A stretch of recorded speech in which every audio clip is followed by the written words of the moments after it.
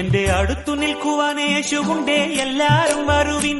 എന്റെ ദുരിതമെല്ലാം അവനെടുക്കും പൊറുകമാളോരെ. അവനണിയുന്നു മുൾമുടി, അവൻ പകരുന്നു പുഞ്ചിരി. ഇനി നമുക്കു നല്ലൊരു സമരിയക്കാരൻ വിരുന്നു വന്നുവല്ലോ. ഇനി അഭയമെല്ലാം അവനിലാണെന്നു